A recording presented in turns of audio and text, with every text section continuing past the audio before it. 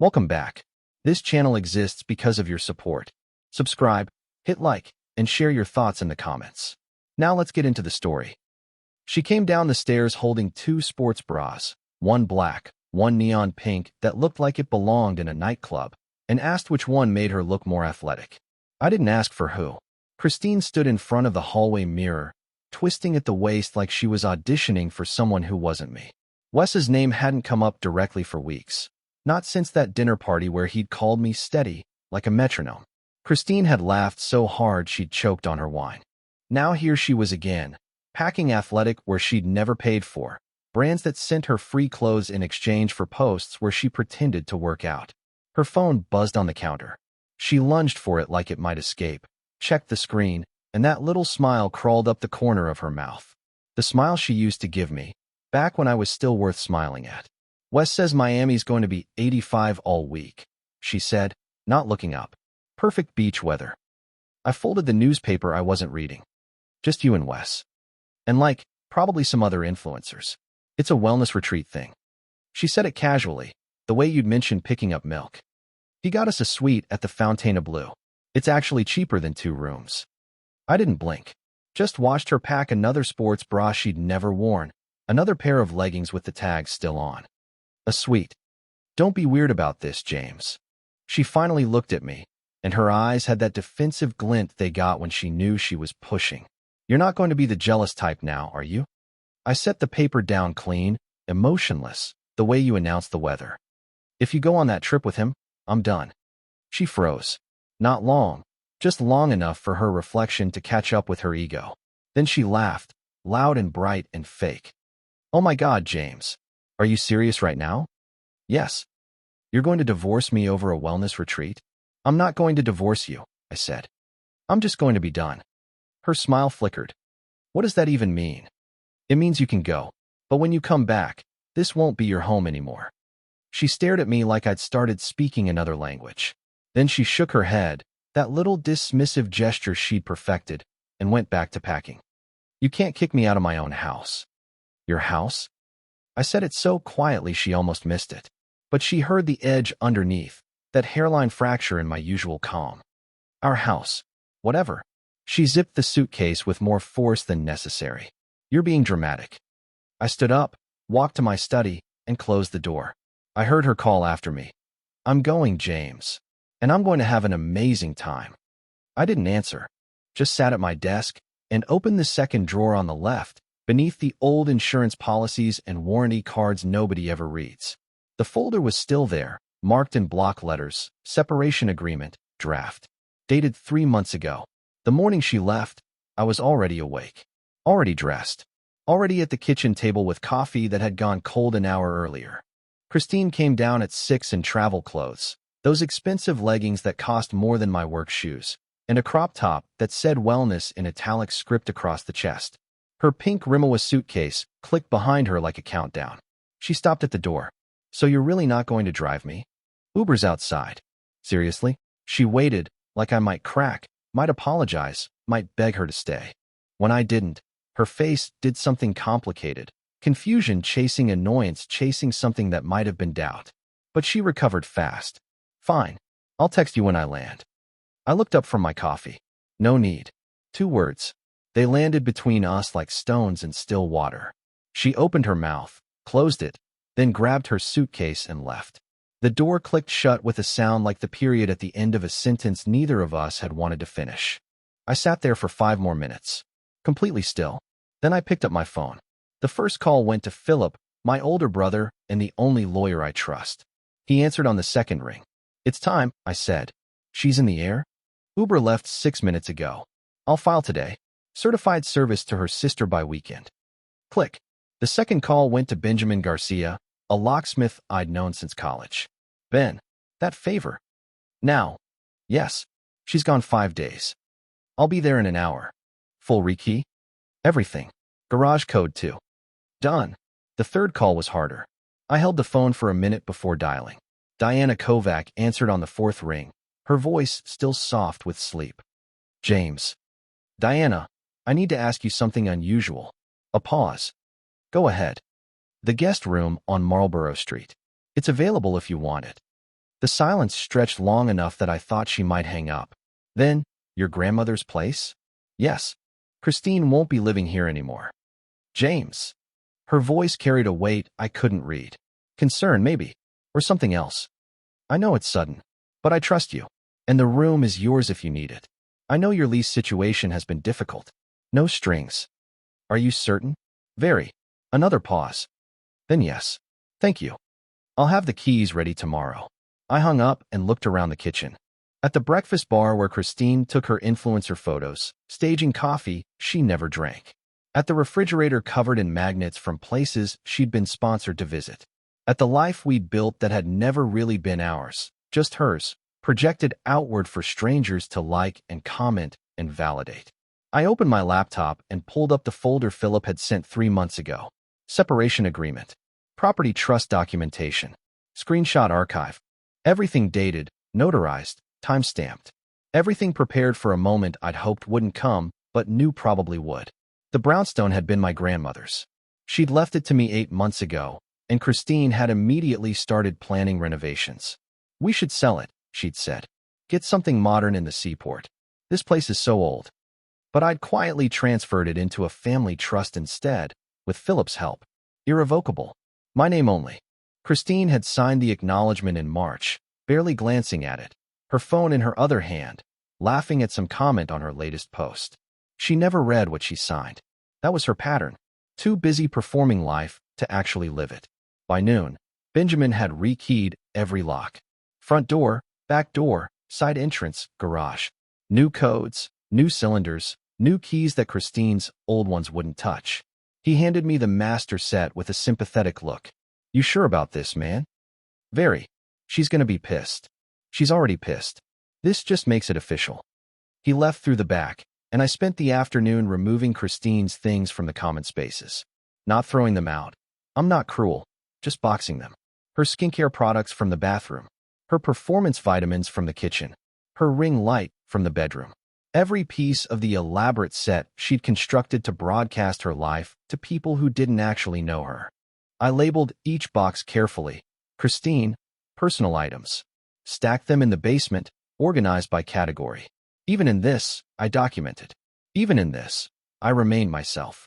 The wedding items I preserved weeks ago, handling them with the same care I gave manuscripts at work. Her dress in acid-free tissue, the album in archival sleeves. Storing them properly even as everything else fell apart. They went in their own box, labeled differently.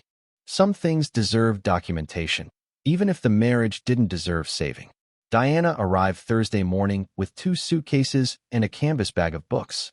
I showed her to the third-floor guest suite, the room my grandmother had lived in during her final years. High ceilings, bay windows overlooking Marlborough Street, built-in bookshelves that still smelled faintly of her lavender sachets. James, this is too much, Diana said, setting her bags down gently. It's been empty for months. Someone should enjoy it. She walked to the window and looked out at the street, at the brownstones lining up like sentries, at the trees just starting to bud. Thank you, she said quietly.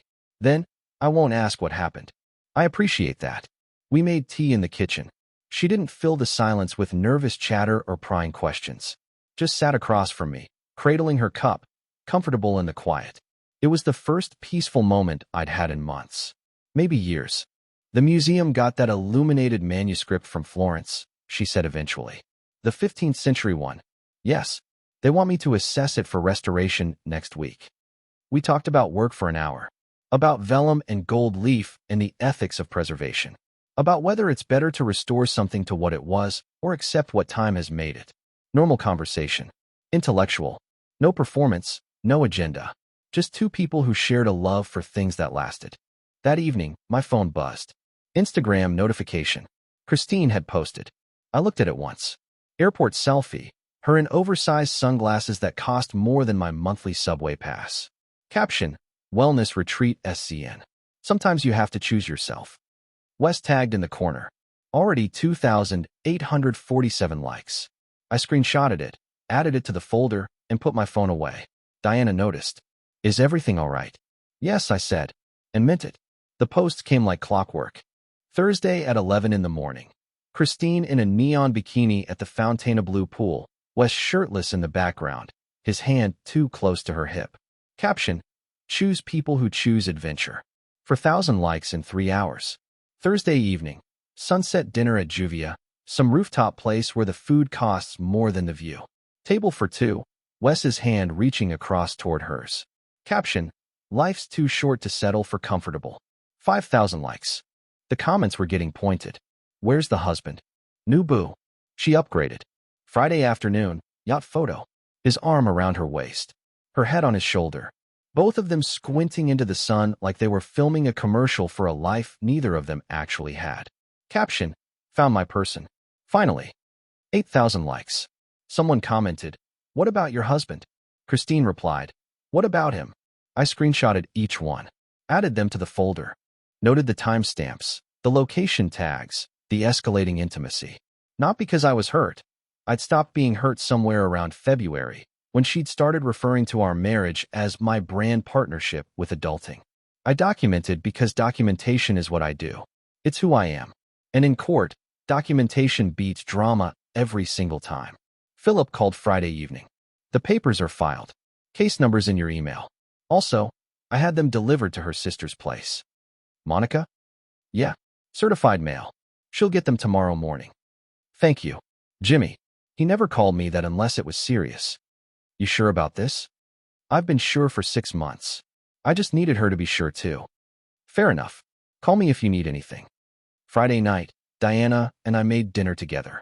Nothing fancy, just pasta with the vegetables from the North End Market, bread from that bakery on Hanover Street. We ate at the kitchen table, talked about a documentary on Byzantine iconography, argued gently about whether digital archiving diminished the sacred nature of physical manuscripts. You can't smell a PDF, she said, but you can share a PDF with scholars who can't travel. Both can be true. Both are true. She smiled, that quiet smile that didn't need an audience. At 10, we said goodnight. She went upstairs. I stayed in the kitchen, washing dishes, listening to the brownstones settle around me. This old house that had stood for 170 years, that had outlasted wars and depressions, and the kind of small personal devastations that Christine thought were tragedies. My phone buzzed. Text from Monica, Christine's sister. Chris is freaking out. Did you really file for divorce? I didn't respond. I'd said everything I needed to say on Sunday. The rest was just paperwork. Saturday morning, Monica called Christine. I know because Christine called me 14 times after. Every call went to voicemail. Every voicemail progressively more frantic. James, what the fuck are these papers? James, answer your phone. This isn't funny.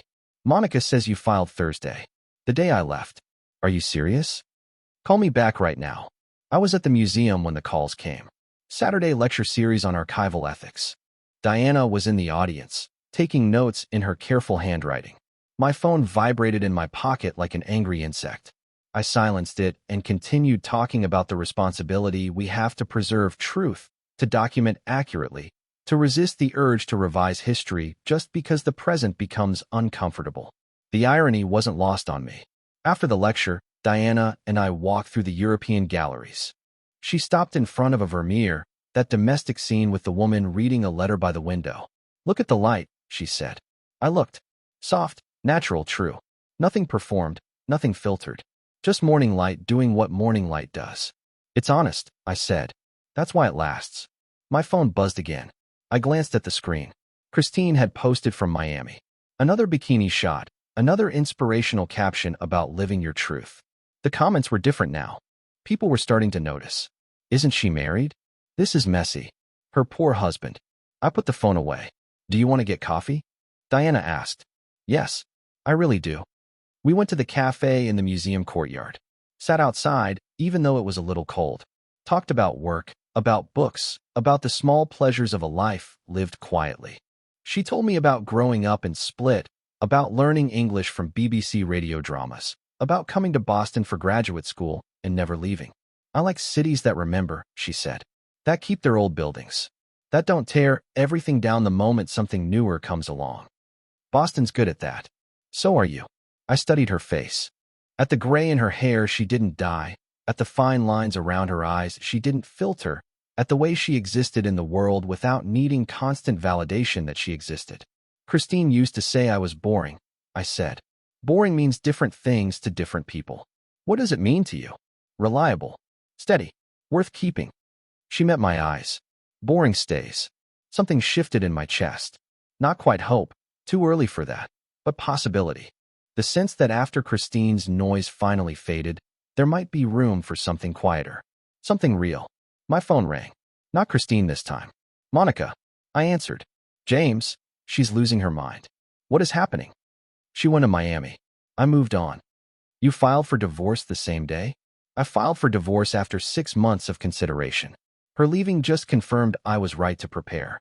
Silence on the line. Then, the papers say the house is in a trust. From March.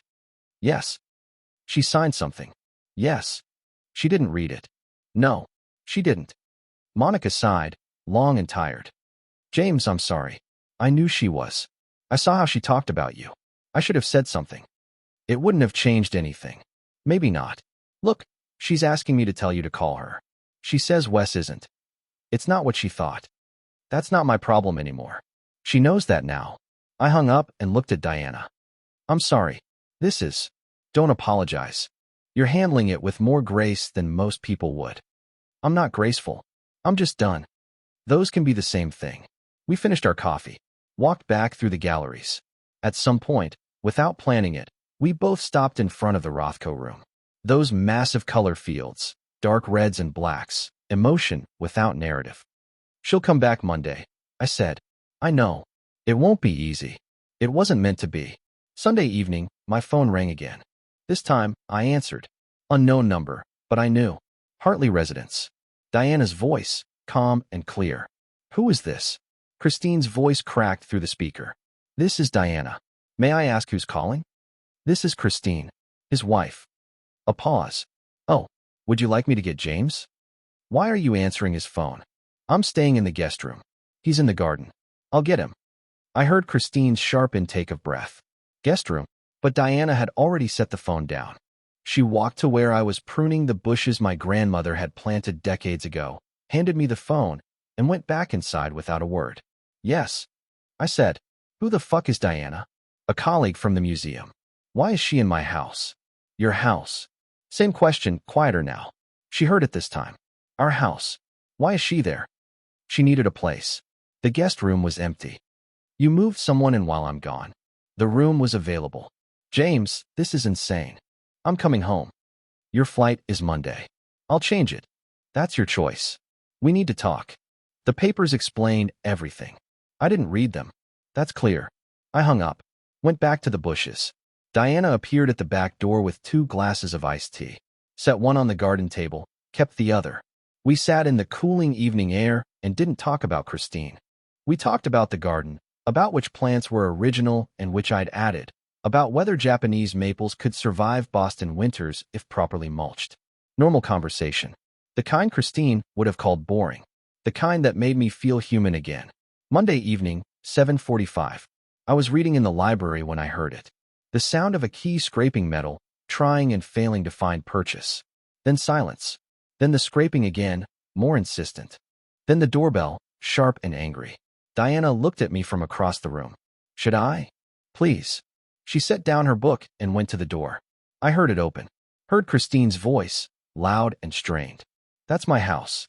Diana's response, quieter. I'm afraid that's not accurate. I stayed where I was. Listening. I have papers if you'd like to see them, Diana said. Lease agreement. Notarized. You're welcome to contact the Hartley Family Trust with any questions. I'm his wife. According to the separation agreement, that's being contested. A long pause. Then Christine's voice, desperate now. Where is he? At the museum. Evening lecture. Call him. He's lecturing. I heard Christine's phone, the manic tapping, the automated voicemail greeting cutting her off mid-rant. Then Diana's voice again, gentler but firm. He'll contact you when he's ready. How long have you been fucking my husband? I winced. Diana didn't. I haven't. We're colleagues. He offered me the guest room when my lease ended. That's all. I don't believe you. I don't require your belief. The door closed. Not a slam, but final. Definite. The conversation over. Diana came back to the library. Sat down, picked up her book. Her hands were steady. Thank you, I said. You're welcome. We read in silence until 10. When we said goodnight, she touched my shoulder as she passed. Just once. Just briefly. But it was the most honest thing anyone had touched me with in a year. Christine called 17 more times that night. I know because I checked the log the next morning. 17 calls, 9 voicemails, 34 text messages ranging from pleading to angry to confused to something that might have been genuine sadness. I listened to none of them, read none of them, just forwarded the log to Philip with a note for the file. Tuesday morning, she posted on Instagram. Not a photo this time, just text on a plain background. There are 2 sides to every story. Please respect my privacy during this difficult time.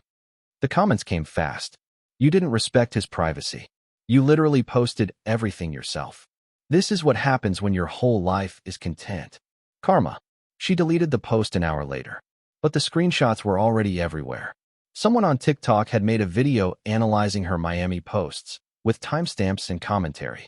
Notice how each day she got bolder. This is weaponized social media. It had 200,000 views. Christine's follower count dropped from 47,000 to 39,000 in 3 days. Brands stopped responding to her pitches. Her carefully constructed influencer career was collapsing in real time, brought down by her own documentation of its hollowness. Wednesday afternoon, I received an email from Philip, marked urgent. Subject, settlement terms. I opened it. Professional letterhead, legal language, the usual formality. But the substance was simple. Marriage dissolved. No contest. Christine retains her car, her personal accounts, her belongings. She receives $0 from property per the prenuptial trust agreement she signed. I retain the brownstone, all furnishings, all joint accounts. Her belongings available for pickup Saturday. No alimony. Marriage under 2 years, Massachusetts law. All social media posts submitted as evidence of abandonment and marital misconduct. Sign by Friday or proceed to court with full documentation attached. The attachments, 103 screenshots. Every post, every comment, every location tag. Her entire Miami trip, documented in her own words, posted for the world to see, now filed with the Suffolk County Probate Court. She'd done my lawyer's work for him. Thursday evening, I had a lecture at the museum. Preservation and Memory, Archival Ethics in the Digital Age. About the permanence of digital documents, the impossibility of true deletion, the responsibility we bear when we document our lives. Christine showed up. I saw her in the back of the gallery, trying to look casual, failing. When the lecture ended, she waited while I talked to colleagues and graduate students. Diana was in the front row, asking thoughtful questions about acid-free storage and climate control. Professional questions. Appropriate ones. When the crowd thinned, Christine approached. I excused myself from the conversation and walked toward her. Diana stayed back, giving space, but not leaving. We stood in front of the Rothkos. Those massive color fields, blocks of dark red and black that some people call depressing and others call honest. We need to talk, Christine said. No, we don't. 4 years, James. You owe me a conversation. I gave you a conversation. You laughed. She flinched. Good. She should. I didn't think you'd actually. I know. That's the problem. Silence. She looked past me at Diana, then back. She's older than me. I glanced at Diana across the gallery, then met Christine's eyes. She's also kinder. Christine's face crumpled slightly. Not crying. She wouldn't. Not in public. But something breaking underneath. This is about Instagram? About some photos? This is about you telling 50,000 people you found your person and it wasn't me. That was just. People say things. And I'm a person who listens. Wes meant nothing. I know. That's worse. She didn't understand. I could see it in her face, that blank confusion. You destroyed us for nothing, I said. For content. For likes. So you destroyed me back? No. I protected myself. You destroyed yourself. I just stopped pretending I couldn't see it happening. Long silence. People walking past us, drawn to the Rothkos, standing in their gravity. Please, she said, and her voice was small now. Can we just reset? You can't reset trust. Everyone makes mistakes. You made choices. Publicly. Repeatedly. You made me part of your content without my consent. You humiliated me for engagement. That's not a mistake. That's who you chose to be. She looked at Diana again. So you just replace me? Diana is a tenant. And a friend. Bullshit. Believe what you want. You always have. I turned to leave. Her hand shot out, grabbed my arm. I'll fight this. I'll get lawyers. I stopped. Didn't turn around. I had lawyers 3 months ago. You had Wes. Good luck. I walked back to Diana. We left together. Not touching. Not performing. Just walking side by side. Same pace, same direction. Two people who understood that sometimes the quietest exit is the most permanent one. Behind us, Christine stood alone in the gallery, surrounded by Rothkos. Blocks of color that meant nothing specific and everything at once. Exactly what she'd reduced herself to. All emotion, no substance. All performance, no truth. Saturday morning, 11 o'clock. I stayed upstairs in the kitchen, giving them space. Made pancakes for two, listening to the sounds of departure echo up through the old house. The basement door opening, boxes scraping across concrete. Monica's quiet voice offering comfort Christine probably couldn't accept. Christine arrived with Monica. Diana let them in through the basement entrance. Professional, courteous, but not warm. Everything's labeled, Diana said, gesturing to the boxes. 14 boxes. Christine, personal items. Her clothes folded neatly. Her photos removed from frames and wrapped in tissue. Her kitchen gadgets I'd never understood the purpose of. Her skincare products that cost more than my monthly utilities. Everything she'd brought to the marriage, ready to leave it. Christine opened one box. Then another. Her hands moving mechanically. Monica loading things into her SUV without comment. 3 trips. 4. The final box was labeled differently. Christine, wedding items. She opened it slowly. Inside, her wedding dress, preserved in acid-free tissue. Our wedding album, archival quality. The invitation suite, protected in mylar sleeves. Everything conserved properly. Museum-grade preservation. Even in divorce, I documented correctly. He wanted you to have those, Diana said quietly. Christine looked up. Why? He said they belonged to you, not him. Christine closed the box. Her eyes were wet, but she didn't cry. She loaded it into Monica's SUV herself. Careful, respectful of what it contained, even if she no longer was what it documented. Monica started the car. Christine looked back at the brownstone one last time. At the bay windows with new curtains. At the garden starting to bloom. At the house that had never really been hers, that she'd never really tried to make a home. Diana closed the basement door. Locked it. Walked back upstairs to where I was making breakfast, like it was any other Saturday. All done? I asked. All done. We ate pancakes. Read the paper. Later, Diana went to the library. I worked in the garden.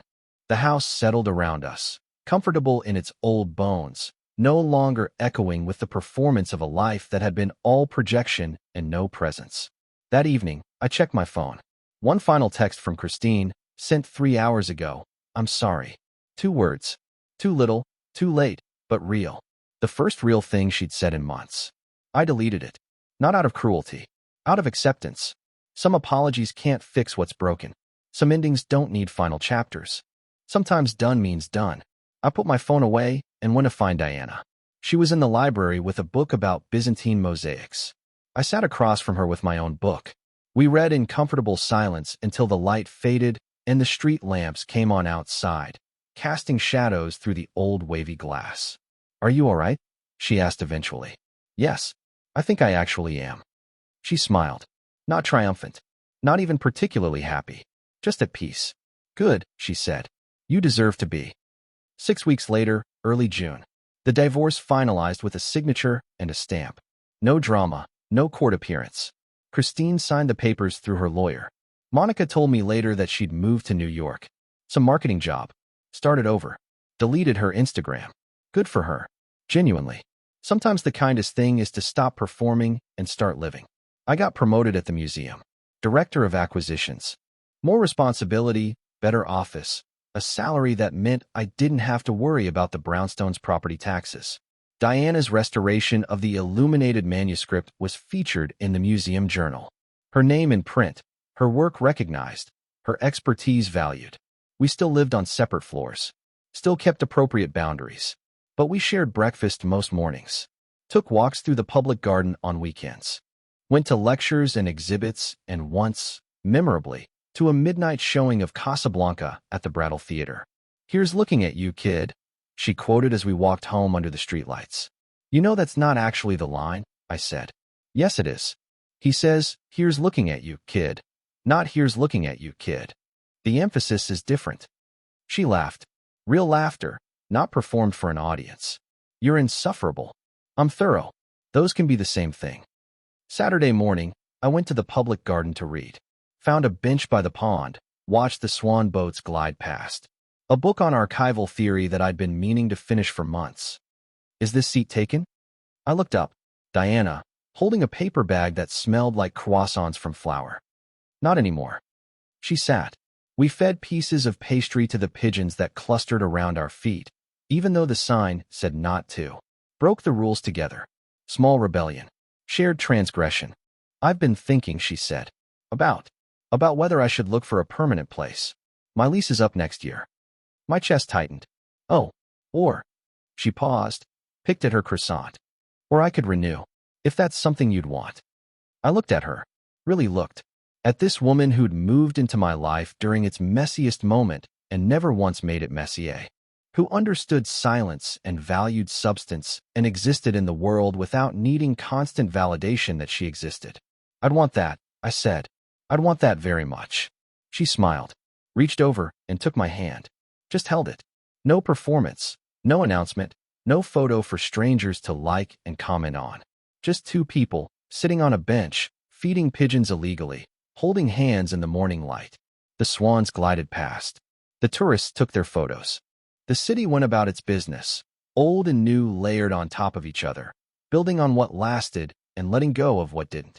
"Boring stays," Christine had said once, meaning it as an insult. She was right, but she never understood that boring meant different things to different people. To me, boring meant honest. Boring meant real. Boring meant someone who'd be there tomorrow and the day after that, not because they were performing loyalty for an audience, but because that's who they chose to be. Boring meant Diana's hand in mine on a Saturday morning. Boring meant home. And for the first time in longer than I could remember, I was exactly where I wanted to be. Dear listeners, that's our ending. If it resonated, subscribe to support the channel. See you next time.